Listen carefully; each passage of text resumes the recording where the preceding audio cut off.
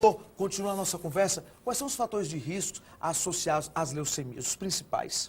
Bem, os principais fatores de risco são o primeiro que a gente já falou, que é o fator de risco genético, alteração genética, que não é hereditária, mas é passado de geração em geração.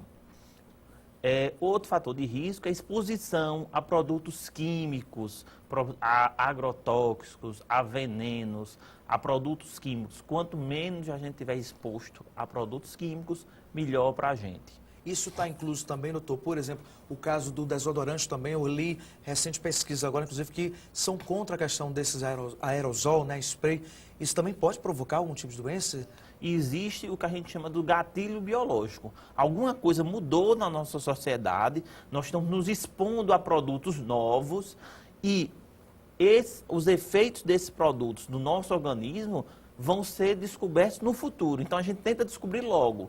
Então, vários produtos se suspeita do seu risco. Às vezes não tem uma comprovação concreta, mas se suspeita. Por exemplo, os enlatados, né?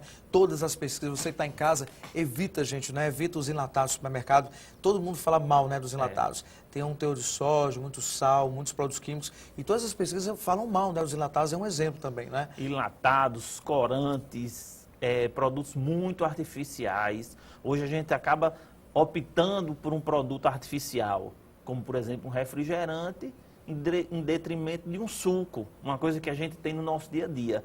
E isso, a longo prazo, causa mal à saúde. A gente acha que não, né? Depois vão aparecendo os resultados. Mas, doutor, leucemia pode se transmitir pelo contato físico ou pelo sangue? Tem essa dúvida também, muita gente tem essa dúvida. Isso. Leucemia não é uma doença transmissível.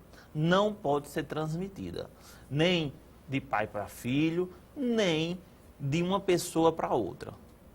Na relação sexual também? Também não relacionado risco, né? à transmissão. É impossível você transmitir para outra pessoa. Olha só, e falando em proteção e combate, a Rede Feminina Estadual de Combate ao Câncer vem lutando há mais de 20 anos contra a leucemia aqui no estado. Mantida por doações, a instituição é formada por um grupo de voluntárias que trabalha para o bem-estar do paciente oncológico carente. Agora, a gente vai conhecer um pouco mais do projeto Alertar, que tem como principal objetivo chamar a atenção para a prevenção da leucemia em adultos e crianças. Vamos ver. O projeto Alertar é realizado anualmente há 30 anos no Piauí, através da Rede Feminina de Combate ao Câncer. Especialistas visitam bairros da capital e de outras cidades do interior, levando informação e combatendo a leucemia e outros tipos de câncer. A função dele é alertar a população sobre o diagnóstico precoce de vários tipos de câncer, principalmente esses cânceres que podem ser prevenidos, né? Você sabe que o diagnóstico precoce ainda é o melhor remédio para o câncer. A coordenadora do projeto lembra que nas palestras, o câncer infanto-juvenil é um dos assuntos mais discutidos. Esse tipo de câncer não existe um fator responsável, por isso os pais devem ficar em alerta. O câncer infanto-juvenil, ele tem muita característica de doenças da infância da criança, né? Então é importante que o pai leve seu filho ao pediatra, que lá é que vai ter o diagnóstico, né? Se aparecer algum câncer nessa idade da criança, a leucemia, que é um câncer mais frequente em criança, é levando ao médico, né, periodicamente. Os principais sintomas do câncer infanto-juvenil são confundidos com os sintomas da maioria das doenças infantis benignas, como febre, manchas roxas, dores e inchaços nas articulações, pernas e abdômen, dores na cabeça, vômitos, tosse, falta de ar, aumento do volume da barriga, ínguas no pescoço, axilas e na região inguinal e palidez acentuada. Yasmin, de 6 anos, e Mônica, de 8, estão fazendo tratamento contra o câncer.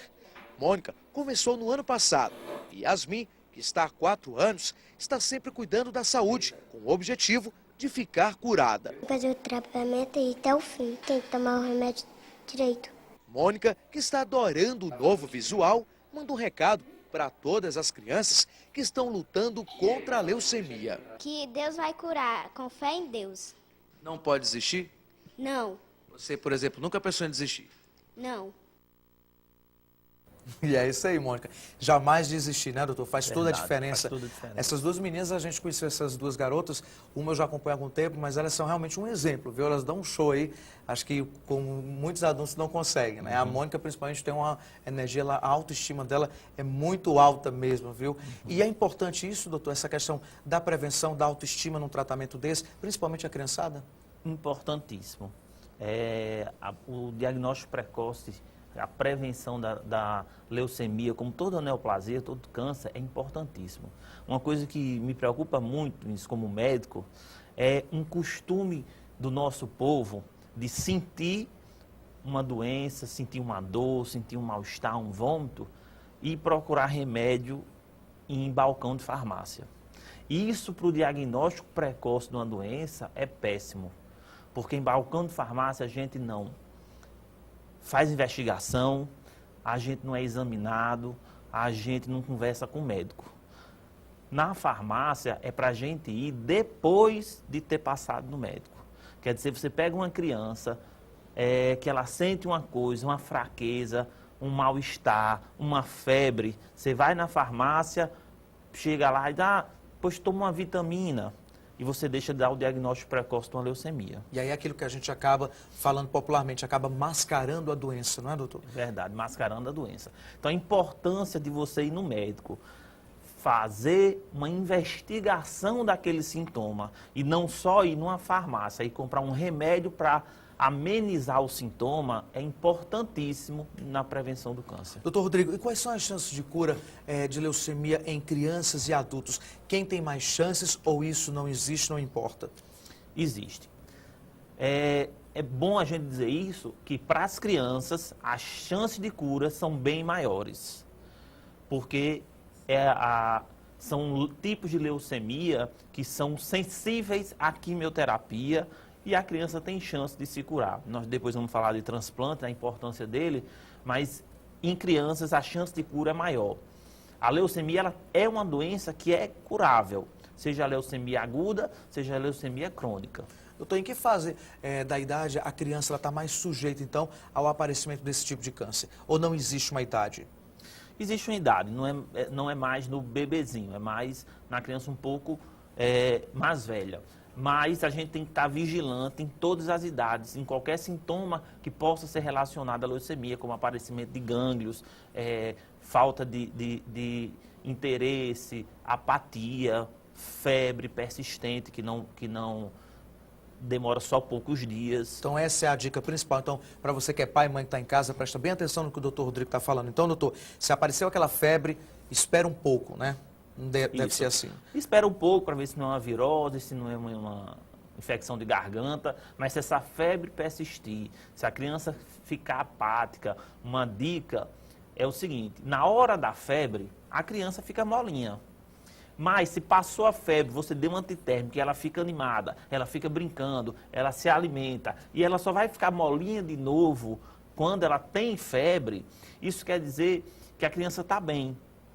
Está mole na hora da febre, mas se ela está com febre, passa a febre, ela continua apática, num cantinho, sem querer brincar, sem querer se alimentar, precisa ter mais atenção, precisa investigar melhor. Ficar de olho, né, doutor Rodrigo? E o telespectador também participa da nossa conversa, está chegando a primeira pergunta para o senhor, vamos ver então qual é. Olha só. O que provoca e de onde surge a leucemia? A pergunta é do Pablo Henrique de Parnaíba. Olha só, nossa audiência lá em Parnaíba, mandar um abraço aí para todos vocês aí do litoral do estado de Parnaíba, uma cidade que todo mundo adora. Então, a resposta para ele, doutor? Então, a leucemia, ela surge na medula do osso, vulgarmente chamada de tutano, que é a fábrica de sangue do nosso organismo. E a principal causa são alterações genéticas, alterações do gene daquela pessoa.